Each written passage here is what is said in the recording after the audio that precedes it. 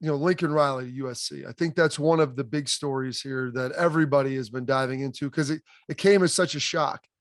I think if anybody believed Lincoln Riley was leaving, it's kind of tied to LSU, potentially Florida, but a lot of the noise over the last week was in regards to LSU and him potentially going to coach of the Tigers.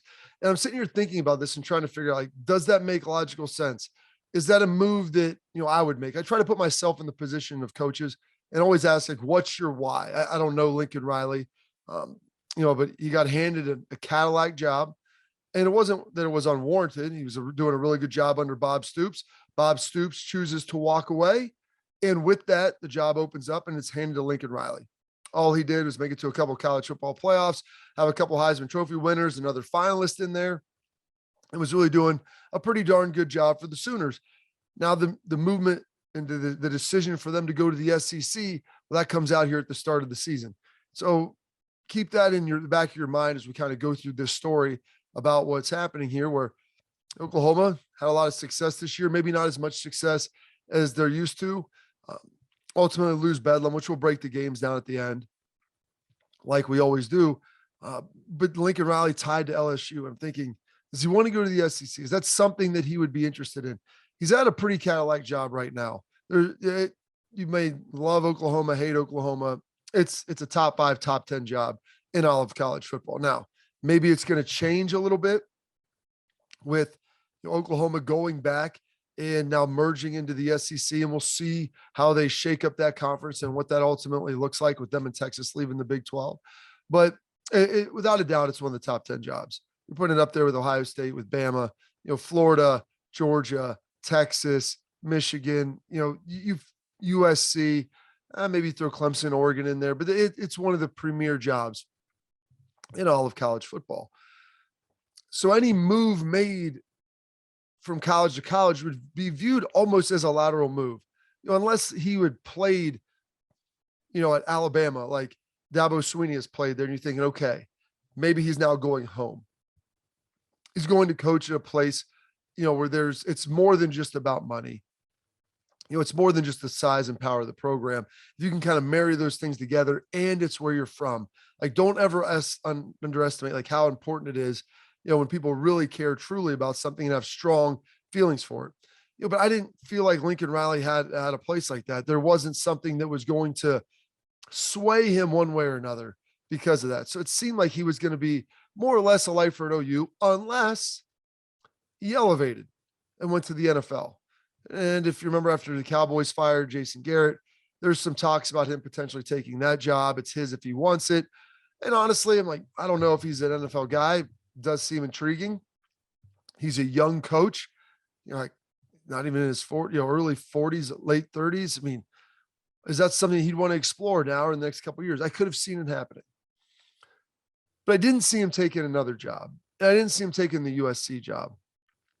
And he never really openly denied it, because really publicly he was only asked about LSU, but there was some feelings around the program that I think that there was some uneasiness the last week and a half, 2 weeks. OU's working on a deal for him, an extension. They're trying to, bring him there. And rightfully so. A lot of these coaches right now, a lot of the schools are paranoid. There's some big jobs that opened up. Florida was open. USC was open. LSU was open. People are looking around thinking, okay, we better lock our guys down or else they'll go somewhere else or develop a wandering eye. So you saw it happen with James Franklin. You saw it happen with Mel Tucker. A lot of these coaches then use it to leverage to get some more cash in schools. Well, they're more than happy to oblige, because this is going to give them the security moving forward. And so, this extension appeared imminent in Oklahoma. It seemed like that thing was going to be moving on. And then a day after the loss to Bedlam, he drops this out here that he's going to USC.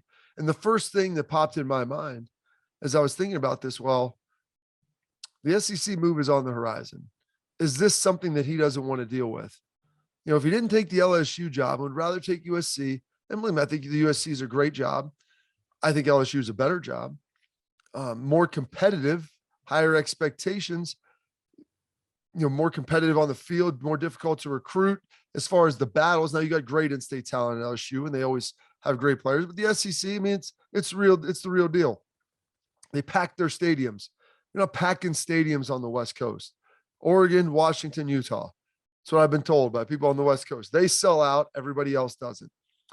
And so, how much do some of these schools really care about football? I know they say they do, but you are what you emphasize, and it doesn't feel like there's a huge emphasis being laid at some of these programs for their desire to go and be successful and try to win national championships. The men of Troy and USC, well, that's always been a little bit different with their rich history they've had, but they're not really selling out the Coliseum. It's not even close to being full like it was, during the Pete Carroll run and the end of that era there. And it just seems like there's apathy towards it. Even when they've had some runs with Sam Darnold and they've been better, it doesn't seem like USC is that great of a job. But with the expansion of the college football playoff, if you're in a Power 5 school, you're always going to get there. And if you're Lincoln Riley, look, I'm at USC. I should be able to out-recruit Oregon for the most part. They're my biggest competition. UCLA in with the city sharing that a little bit. Chip Kelly's there, okay, maybe that. But you should be able to get the premier talent, and it's in a very weak conference. And so it's going to have an easier path to get to the college football playoff. And that's the first thing that I thought of. And just kind of picking people's brains around the Sooner program. I think that there is an element of truth that they think that that's it as well. And so while everybody thought this move for Oklahoma to the SEC is going to bring more money, better games, be more competitive, you're getting out of the Big 12, all these good things. It's going to be a windfall of greatness, maybe some bumps in the road early on, but we have our young coach. He's going to be here for the next 15, 20 years. Now, all of a sudden, you're going to be moving to a conference. Your coach is gone. You're going to be replacing him, and everything doesn't seem so hunky-dory. And so the move that was supposed to kind of secure everything up and make it better has actually probably made it worse.